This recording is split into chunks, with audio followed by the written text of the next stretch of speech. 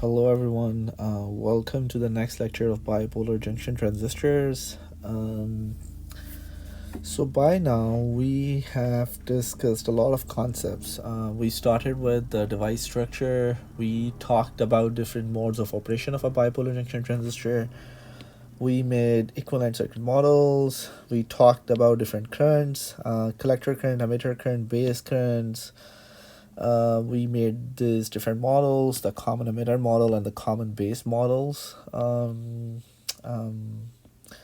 We also talked about the operation in the saturation mode of a transistor, where if you remember that the emitter to base junction needs to be forward biased in both saturation and active mode. However, collector to base junction needs to be reverse biased for active mode. And as that junction becomes forward biased, our transistor will enters into the saturation region where collector current decreases very sharply. So we discussed in detail that we also saw that the beta value in the saturation region is also smaller because our beta is usually defined as collector current to the base current. So what was happening is our base current was increasing and our collector current was decreasing. So our beta, which we ended up calling it as a forced beta, was smaller than the value of the regular beta value, the transistor beta, or the beta value in the active mode. Today we are gonna discuss another interesting concept today, where we will see that by now we have been talking or saying that the collector current remains constant, right? So this collector current remains constant in the active mode. We will realize that this is not true. In the active mode, when we forward bias the emitter to base junction and reverse bias the collector to base junction, irrespective of the reverse biased voltage that is appearing at the collector to base junction, our collector current remains independent of that, right? And the only value our collector current depends on I scaling current and VBE over VT, right? So it depends on the scaling voltage, scaling current, and depends on the biasing potential in the emitter to base junction. Today we will see that it does not remain constant, and why we are going to discuss in more detail. Okay, so let's talk about this. So we wanted to see what is the effect of the collector voltage, right, which we are providing the collector voltage, whether to forward or reverse bias the collector to base junction. What is its impact on the collector current?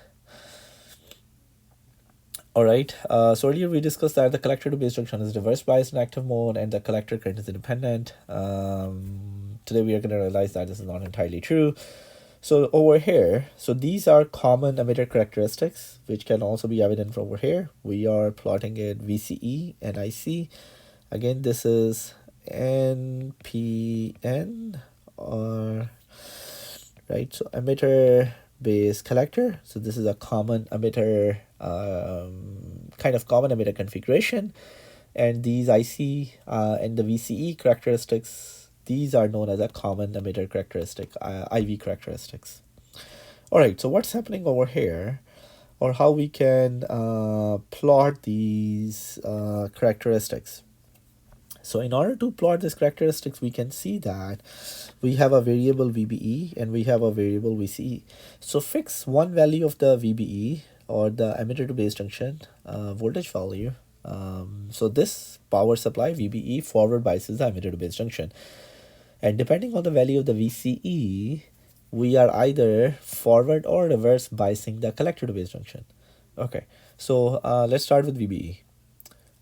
So for a fixed value of the VBE, what we can do, we can keep the value of the VBE fixed, and then we can vary the value of this VCE and find out different values of the collector current to develop these IV characteristics. Interesting thing, we initially discussed that the collector current should have remained constant, should be something like this, but over here it does not remain constant, but the collector current increases as our values of the VCE increases in the active region. Our collector current in the active region is not constant. Okay, so we talked about this. So and another interesting thing that you can note over here is that as you will extrapolate it all the way to this negative region, all of these lines meet at a voltage value, which is denoted over here as minus VA, where VA is an early voltage, named after the scientist. I think the last name is Early, J.M. Early, who initially discovered this phenomenon. Okay, so we are going to discuss that why, rather than having a constant value of the collector current, why do we have now an increasing value of the collector current for when our collector to emitter voltage is increased? This is what we're going to discuss.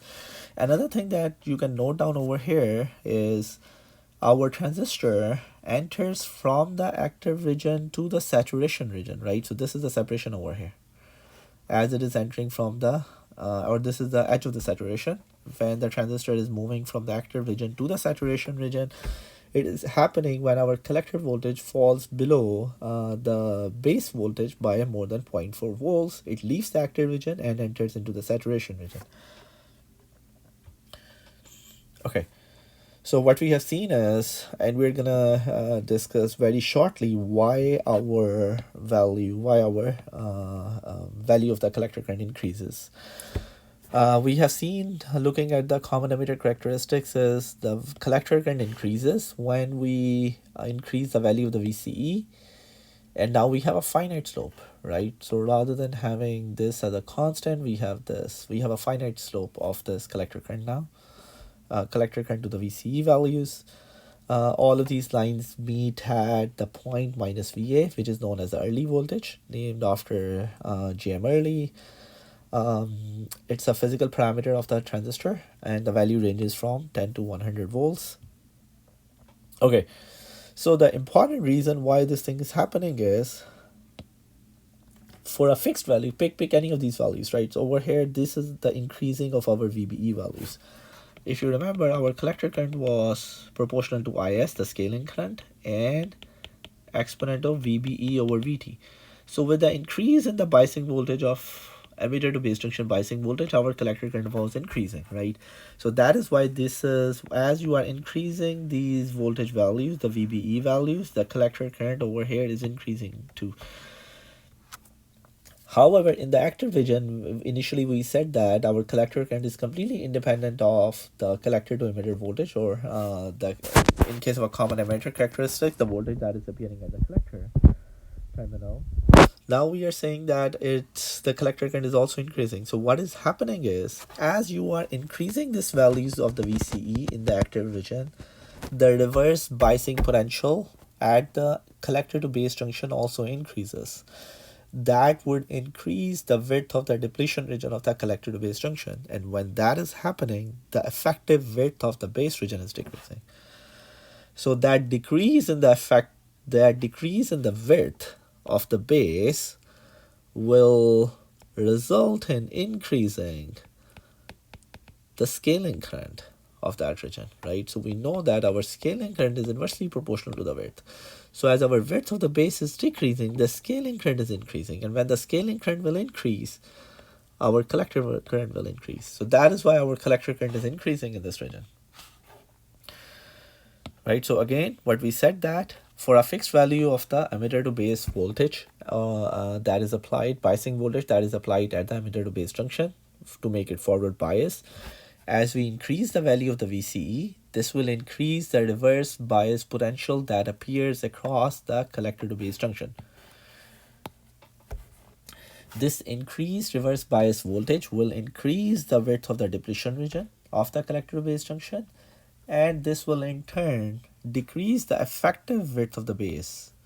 And we know that, and this is a more precise equation, we know that this scaling current is inversely proportional to the width. So as our width is decreasing, our scaling current will increase. And we know that the collector current is directly proportional to the scaling current, so our collector current will increase. Okay, so this phenomenon is known as base width modulation effect.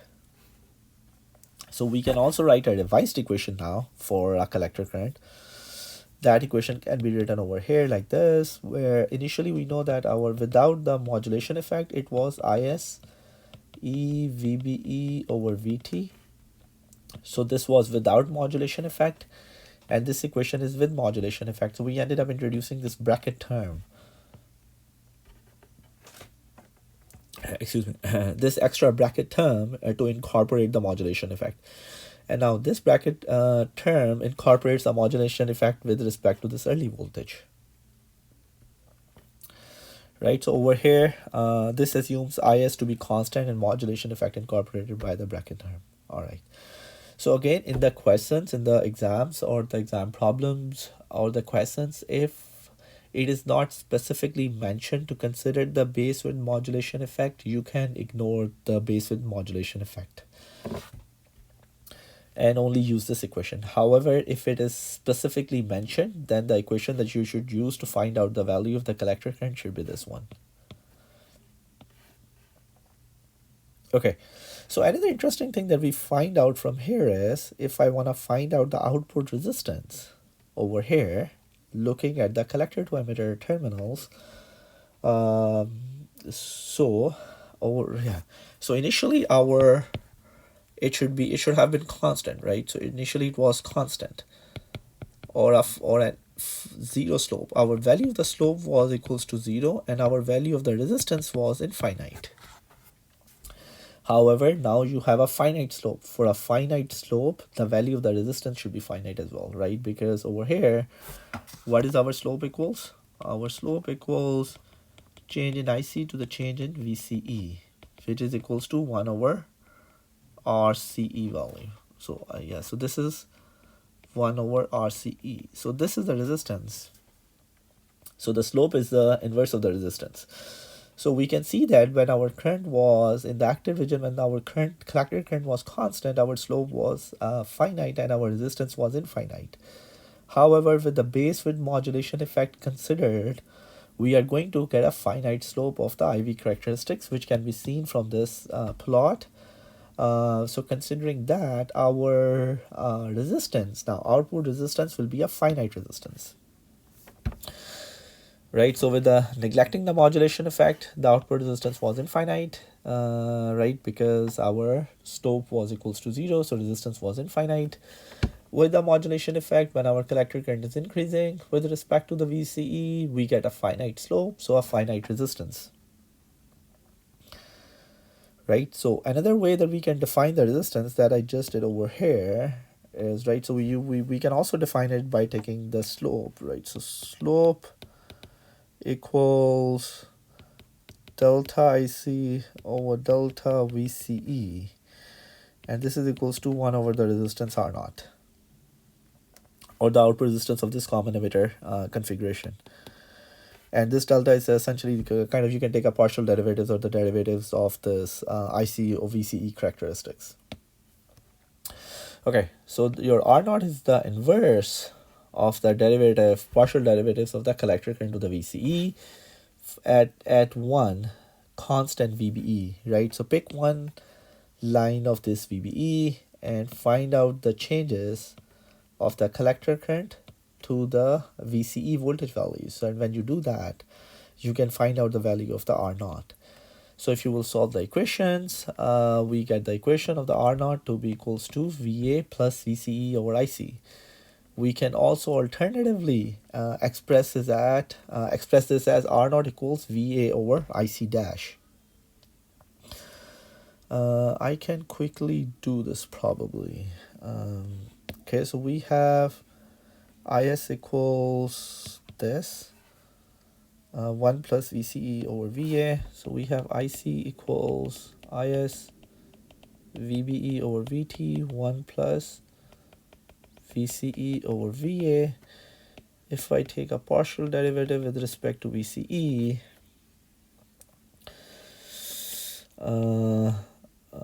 over dVCE. So let's call it as ISE VBE over VT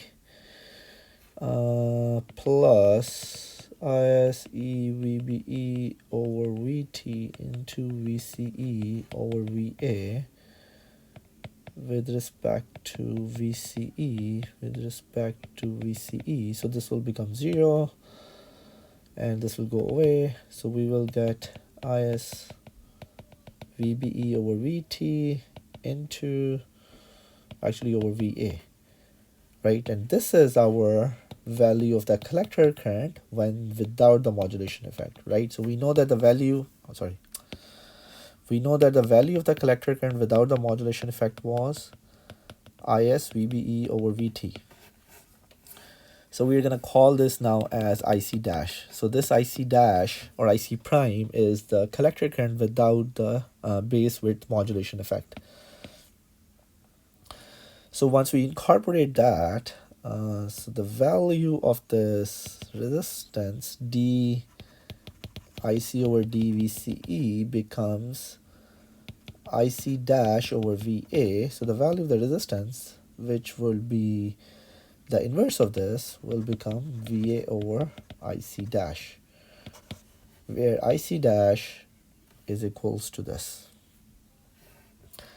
So anyways, just a quick expression derivation. You don't need to remember the derivation and or drive it for the exams.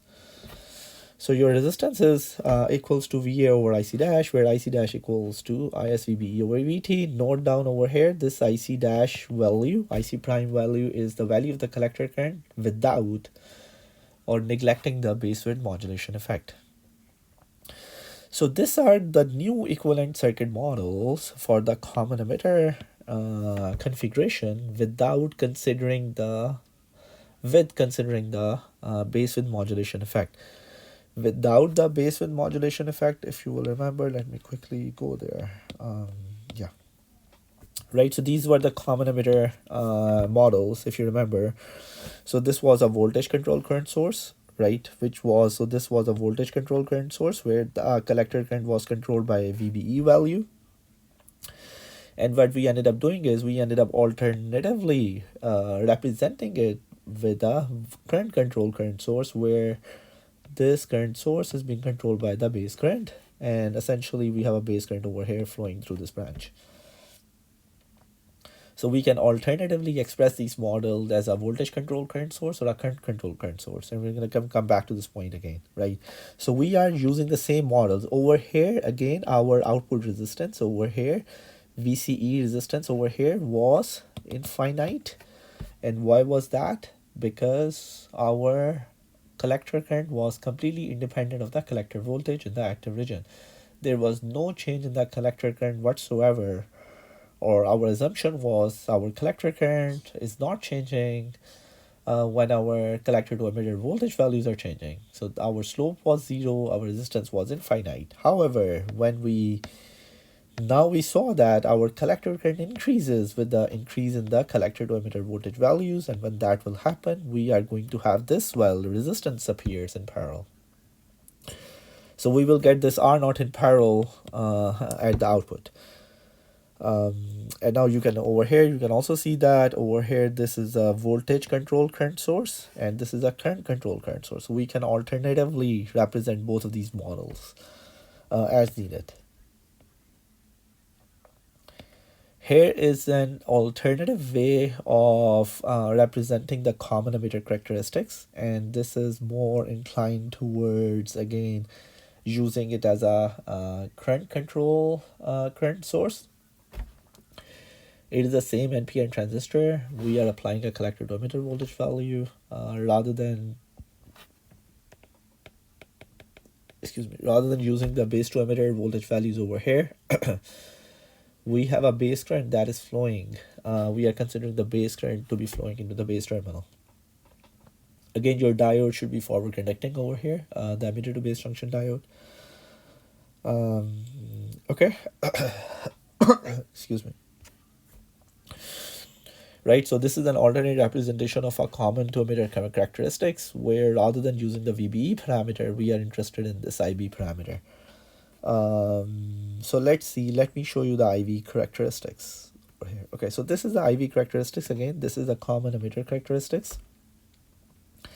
And now we have a Q point, a quiescent point, or operating point on this characteristics in the active region.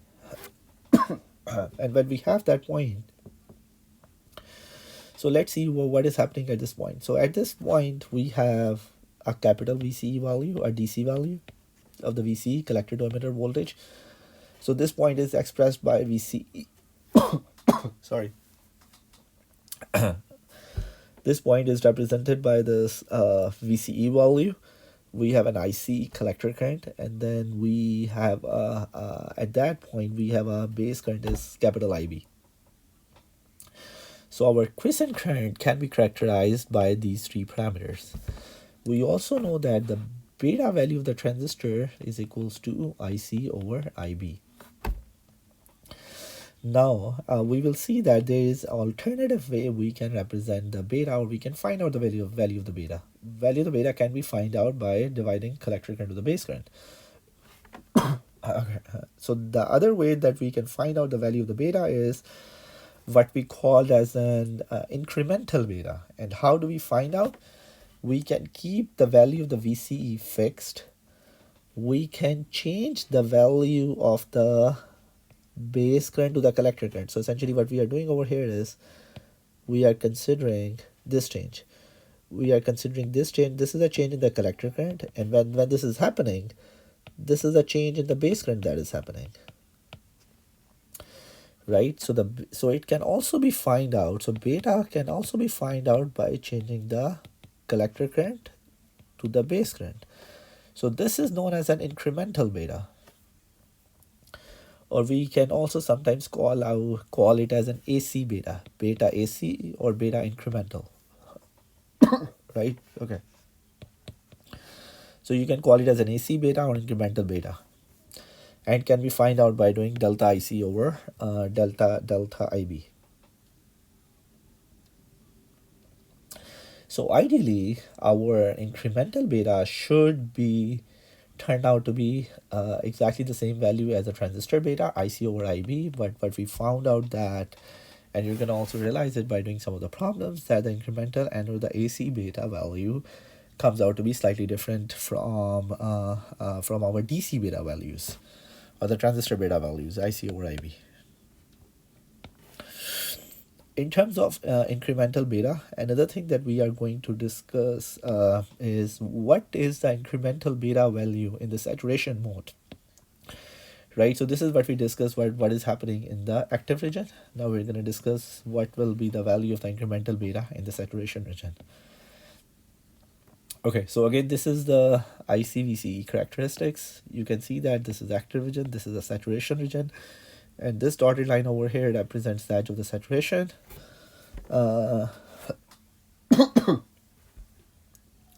Okay.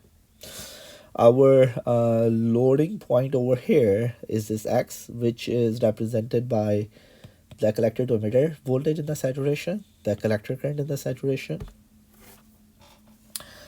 and our value of the base current can be IB equals to capital IB. So interestingly, what you can see over here is that the value of the incremental beta, just by looking over here, right, comparing to the active region versus the saturation region, if you look at this dotted line versus this dotted line, we can see that since our curves are all now bunched together, our incremental beta in the active region is much higher as compared to the incremental beta in the saturation region. And this is along the similar lines to the DC beta that we talked earlier. In the saturation mode, we talked about this forced beta, right? So our value of the forced beta was less than the value of the beta because our collector current was decreasing and base current was increasing. So this was our beta, and we saw that earlier a few lectures before that when we operate that in the saturation mode, our base current increases, collector current decreases, and when that happens, so the value of the beta in the saturation mode decreases. All right. Another important thing over here is that, again, this slope is the inverse of the resistance, and this is the resistance which can be which is the resistance in the saturation mode, or the output resistance of the saturation mode. So we have an X operating point, which can be characterized by the base current, the collector current, saturated current, and the collector to emitter saturated voltage.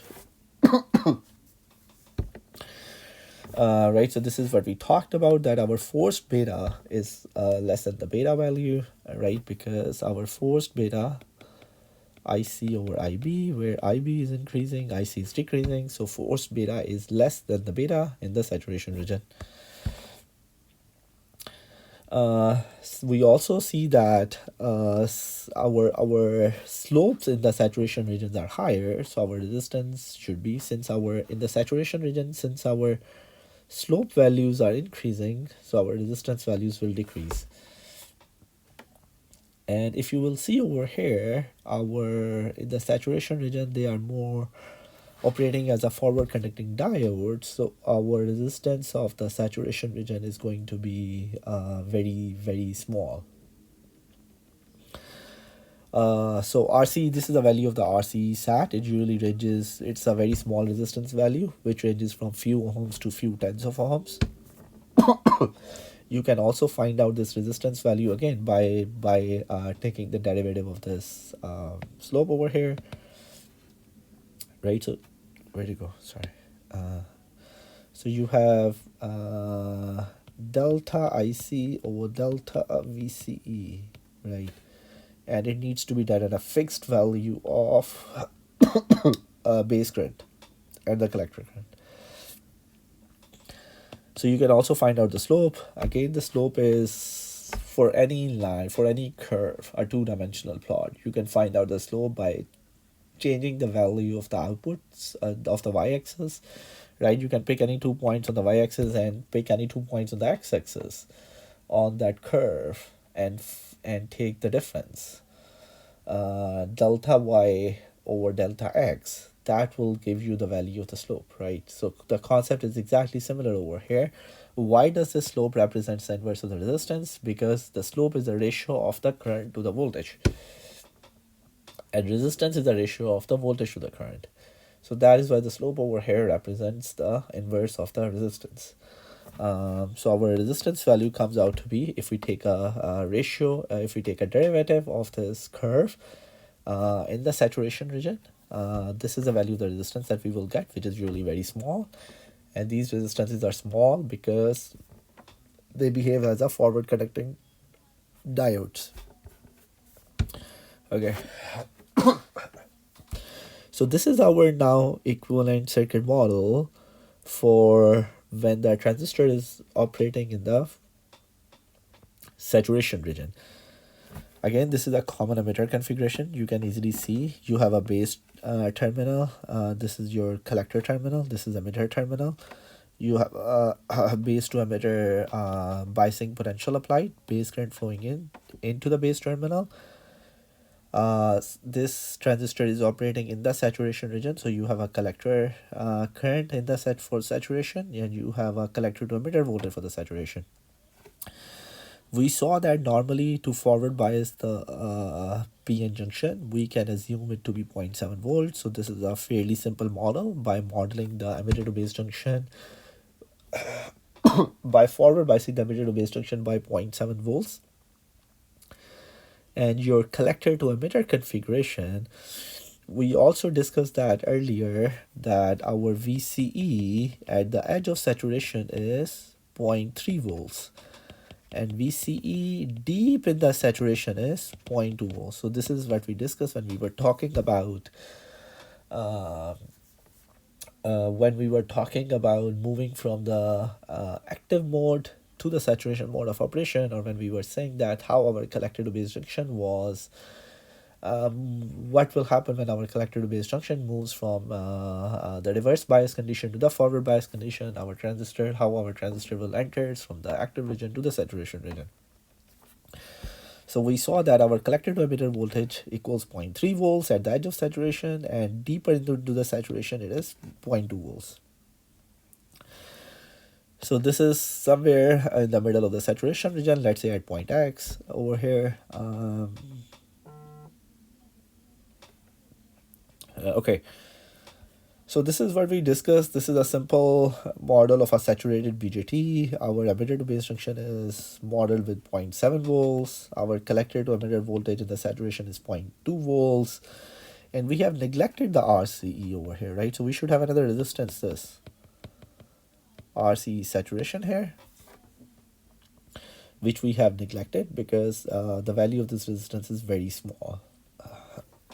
So we have neglected this resistance. Okay, now we are going to do one more example today, and I hope that this will help clear up more concepts in detail.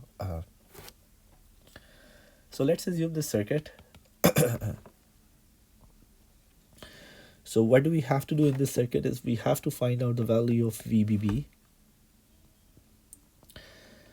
and we know by now, we know some of the values. For example, we know the value of the VBE. We can easily model it as 0.7 volts.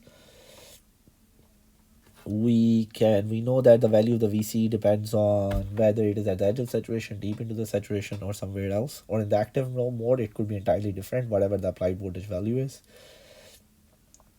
So we are interested in finding out this value of the VBB. Sorry. Okay, so in the first part, we have to find out the value of the VBB when that BJT is being operated in the active mode.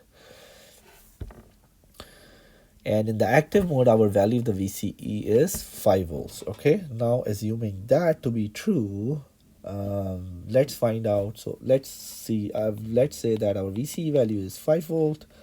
So this means that the value of the collector current will be VCC minus VCE over RC 10 minus point, sorry, this should be 5 volts. 10 minus 5 over 1 kiloohms. 5 over 1 kiloohms is 5 milliamperes. Okay, now let's find out the value of the IB here. The value of the IB is, we know the value of the IB is IC over beta. The value of the collector current is 5 milliamperes, and the value of the beta is okay, yeah, so the value of the beta is given, which is 50. So assuming this to be 50, we can find out this value, 5 milli. This would be 0.1 milliamperes. So we found the value of the IC, we found the value of the IB. After finding out these two values, we can find out the value of the VBB. The value of the VBB should be very simple, right? So value of the VBB should be equals to IB RB plus VBE 0.1 milliamperes into 10 kiloohms plus 0.7 right, so it should be 0.1 into 10, 1 plus 0.7, 1.7 volts, right? Okay, so this is how we ended up finding the value of the VBB. Now let's do the second part. Now we are again interested in finding out the value of the VBB, but at that we are going to assume that our transistor is at the edge of the saturation. At the edge of the saturation, our value of the VCE that we just talked about, it should be equals to 0.3 volts. Okay, so at the edge of the saturation, 0.3 volts. So we are going to use exactly the same equations. First, we are going to put the value of the new VCE, which is 0.3 volts here.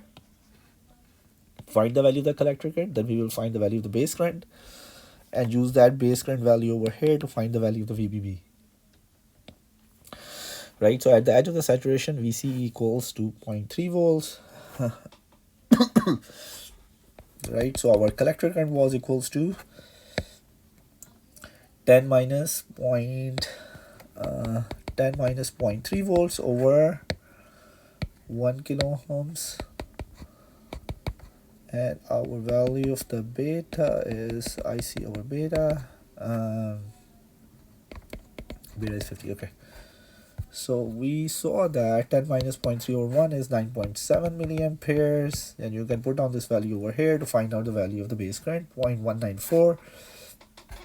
Then use the same equation here.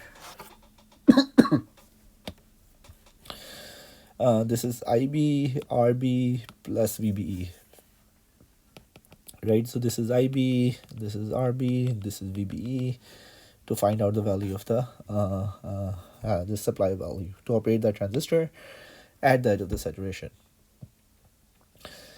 So now let's discuss the third part where our transistor is operated in the deep in the saturation. Now it is in the deep in the saturation, and it also gives the value of the force beta. We saw that the sorry we saw that the value of the force beta is less than the value of the beta in the active mode, because our collector current is decreasing, our base current is increasing. So the value of the force beta is given as 10. So let's solve this equation. Let's solve this problem.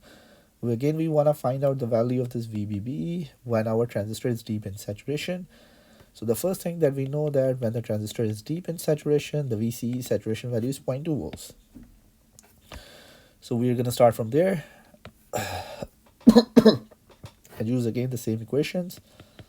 Find IC, VCC minus VCE over RC. All of these values are given. VCC 10 volts, right? And we so this will be 10 minus 0.2 over 1K. Find the value of the RC. Find the value of the base current. Base current is IC over beta. In the saturation mode, deep in the saturation mode, you're going to use force beta rather than the other beta. So this value of the IC comes over here, and the force beta is 10.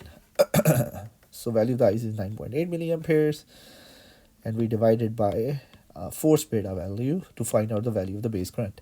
So our base current is 0.98 milliamperes. And then we will use the same equation, VBB equals IBRB plus VBE. Our biasing potential at the emitter to base junction is the same. To forward bias it, base current is 0.98 into the value of the RB is also same, 10 kilo ohms. Okay, so putting down these values, our value of the supply voltage that is required to operate the transistor deep in saturation with this value of the beta will be 10.5 volts. Alright, so with that, we are going to end our lecture today. In today's lecture, we mainly, the most important concept that we discussed, that our collector current is not independent of collector terminal voltage, and will increase as our values of the VCE will increase, and this is because of the base width modulation effect. When our reverse bias voltage will increase at the collector to base junction, the depletion region width increases and the width of the base region decreases, effective width of the base decreases, and that decrease in the effective base increases the scaling current, because scaling current is inversely proportional to the width, and that increase in the scaling current will increase the collector current. So that is why we have this increasing collector current values when our collector to emitter voltage increases. We also made these models in which we have now an output resistance that is coming in parallel to the collector to emitter terminals in between collector to emitter. And using that, we also saw we also did this incremental beta values, which can be find out by measuring the quantifying the changes in the values of the collector current to the changes in the values of the base current at a fixed value of the collector to emitter voltage. And we saw that the incremental beta in the saturation region is much lower than the incremental beta in the active region. And then for simplicity, for a saturated BJT, or the BJT operating in the saturation mode, this was the model that we developed. Emitter to base junction, in order to forward bias it, we can we can simply use this 0.7 volts to forward bias this junction. And the VCE saturation, we saw that in the saturation mode, we can replace that with a supply of 0.2 volts. And our RCE saturation value or the resistance value is usually very small, because over here, using these equations, using these slope values, we can see that the slope is very high. So that if the slope is very high, the resistance is very low. So considering that, we have neglected that small resistance value when the transistor BJT is being operated in the saturation mode here. Okay, and then we did one example. In order to solve any of these examples, do consider in which region of operation the transistor is operating. And then remember some of the simple models. You can represent the base to emitter junction with a 0.7 volts to forward bias it. And your collector to emitter voltage in the common emitter configuration will depend on in which region the transistor is operating. If the transistor is operating in the active mode, right, then for example over here the value is given, or the value can be calculated depending on other parameters. At the edge of the saturation, nominally we can consider it to be around 0.2 volts, and deep in the saturation, at the edge of the saturation it is actually 0.3 volts, and deep in the saturation it is around 0.2 volts. Another important concept while solving these problems is again this forced beta, which is the value of the beta in the saturation mode, and that value of the beta is always less than the transistor value of the beta, IC over IB, in the active mode. What happens in the saturation mode? Our collector to base junction becomes forward bias, base current increases, collector current decreases, so our beta value decreases. So that is why this new beta value is known as the forced beta, which can be adjusted depending on how much the collector and the base current is flowing and the biasing potentials we apply. Okay, so with that, we are going to end our lecture today, and in the next lecture, we will do some more problems. And hopefully, those problems will be helpful for you to clear up more concepts. With that, thank you so much, and I will talk to you in the next lecture. All right, thank you. Bye bye. Have a good day.